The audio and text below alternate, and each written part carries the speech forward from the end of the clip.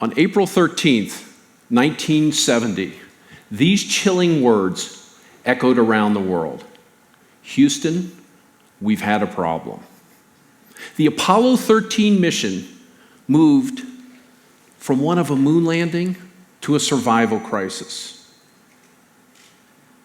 It was one that captivated the world, had us glued to the news as we hoped and prayed that NASA and the astronauts would find an answer. The innovative solution that enabled those three brave men to return to their families and to this earth is a testament to teamwork and a laser focus on aim. But not just any teamwork and not just any aim. Something that we oftentimes only see in times of crisis. Something that is different and unique. And it's something that I want to share with you today. Because an understanding and application of it brings about benefits that we can all use and work with. Have you ever heard the saying, a crisis brings out the best in us? We rise to the occasion in times of crisis. History's littered with such examples. Even recently, Hurricanes Irma and Harvey. It was about people helping people. It was about doing something for the common good. It was about making a difference. It wasn't about personal gain. Yes, there were some people who took advantage of the situation, but for the most part, it was not about personal gain. And what it enabled us to do is to break down barriers and divides between us, ones that are religious, ethnic, political party, gender, age, wealth. And what it did was it enabled us to work together, think together, act together, learn together. It's what we call we thinking, not me, we thinking. And I don't know about you, but I had a tear in my eye when I watched what happened during those hurricanes. And many people I talked to felt the same way. And I often wonder, is it just about that? Or is it about understanding what we could be and what we could do?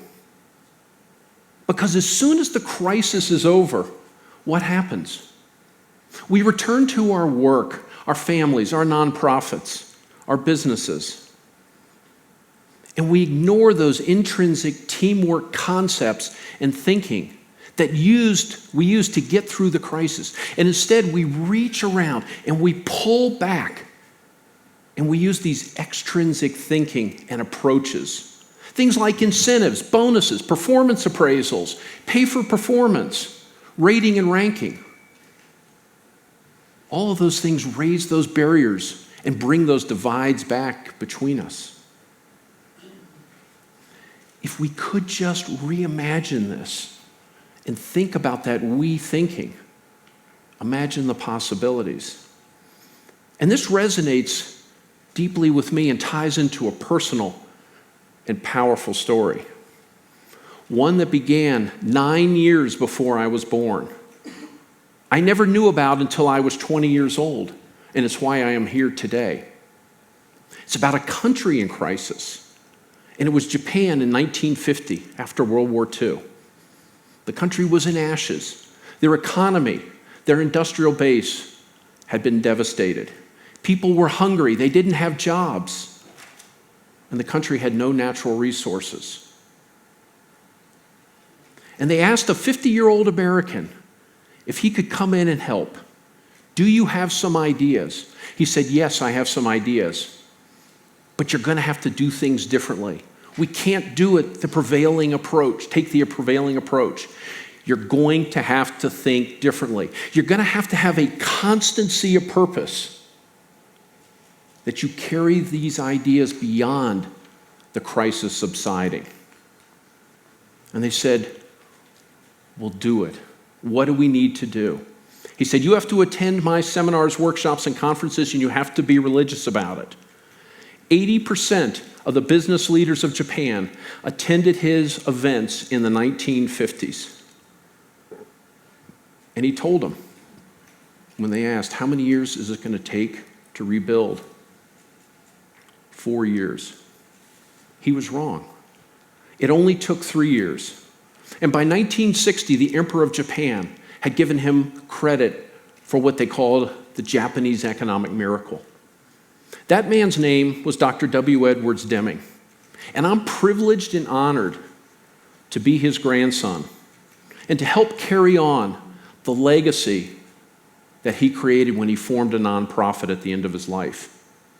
And one of the things that I learned from him, and there were many, was an awareness that when you look at a crisis, and it doesn't matter whether it's a space mission or a hurricane or a country, it doesn't matter. There are certain things that are in common, that intrinsic thinking, but they're anchored by something else that's really critical. And that anchor is an aim, a mission, a clear understanding, something that we can all gather around.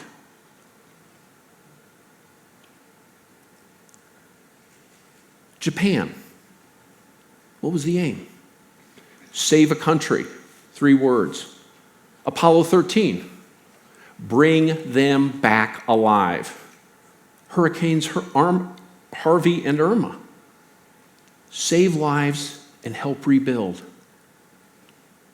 We think it's simple, but in our everyday lives, it's not always that's the case. I remember in the late 90s when I started a company with my partner, and we were all working hard and giving our best effort.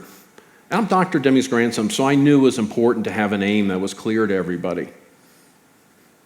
So we gathered around the table. There was about a dozen of us at the time. And we said, what's everybody working hard and giving their best efforts towards? They all smiled and they said, Kevin, towards the aim, of course. I said, fantastic. Let's write it down. So they all wrote it down, handed it in, and guess what?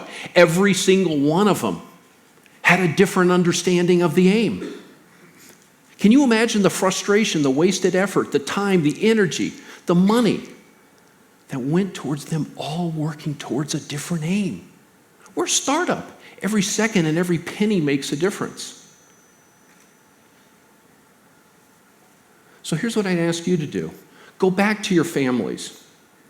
Go back to your businesses. Go back to your stakeholders. Do the same thing. Ask them, what is the aim of the organization? My colleagues and I have been all over the world, and we have never yet seen a group have a complete understanding of the aim. It gives you an opportunity to work together, come together, collaborate, to develop that aim. And the results and the impact are noticeable and almost immediate. Another thing that I learned from my grandfather was that we thinking, and the benefit that it brings, it reduces waste, it reduces frustration. You start to think, wait a second, it's worth actually spending some time to save some time down the road. It's worth spending money right now to save money down the road. And it makes a difference. Let's take a look at Japan. Save a country. Can you imagine if Toyota had just focused on the Toyota production system? That's all they cared about. Let's make that as efficient and effective and productive as possible. And not worried about the rest of the country. What good does it do if the ports are in disrepair? If there's no infrastructure to get you to the materials to Toyota City? And then even if they could, they can't get it back out and ship it. So what they had to do is they had to think that I'm willing to share resources, time, people, energy, and effort to help rebuild the country, to provide guidance. Yes, they have to compete, absolutely. But they understood that they had to collaborate too. And they did. And they had that constancy, and they did it beyond the crisis subsiding. And the difference was extraordinary. Think about Apollo 13. Can you imagine And you've all seen the pictures of everybody gathering around, coming up with a solution. They got those astronauts back. Can you imagine if instead they had said, we're going to divide you into teams of 10. And we're going to give a bonus, an incentive to the team, let's say $1 million a person, that can come up with the answer to get these astronauts back alive. Would those teams have shared ideas and answers between each other? Would they have shared resources? You would hope so, because lives were on the line. But in our everyday lives, we don't do that. We don't share resources between teams.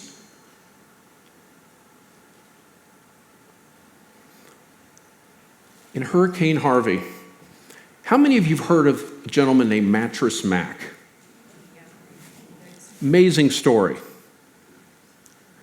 Jim McIngvale, the day the hurricane hit, he has the largest furniture stores in all of Texas, and he has a number of them in Houston. And he said, come to my stores. The doors are open. If you can get here safely, you can sleep on my beds, you can eat at my tables. We will feed you. We will provide water. And there's no restrictions. And they came. They were wet. They were cold. They were hungry. They were muddy. They brought their pets and they brought their kids. And the pictures are extraordinary. They were lying on his beds, eating at the tables. He said, if you cannot get here, here's my cell phone number, our text number. Call me personally. If we can safely get there, we will send out our trucks to bring you back. It was incredible. That is what we call we thinking. Jim studied under my grandfather for many, many years. He spoke at many of his conferences and seminars. And I know if my grandfather was alive, or even from heaven, he's smiling right now, saying, Jim, I am awfully proud of what you do and how you do it, because this is not the first time Jim's done that. He's done it before. So what we have is we have a roadmap, and we have a couple of different paths we can go down. One of those paths is to continue down that me thinking, the extrinsic thinking, the one that brings up those divides between us, that reduces collaboration between us. The other option is that we thinking, combined with an understanding of that anchor, the aim, and by what method can we achieve that aim that's realistic, that we all get around and we all get behind. Because if we do that, we don't just have to look at something that's unique in times of crisis. We don't just have to think about that fleeting moment of what we could be and what we could do. The opportunities are there. And that reimagined teamwork is something that my grandfather said over and over and was a constant theme in his life, will lead to greater joy in life and in work. And what could be better? Thank you.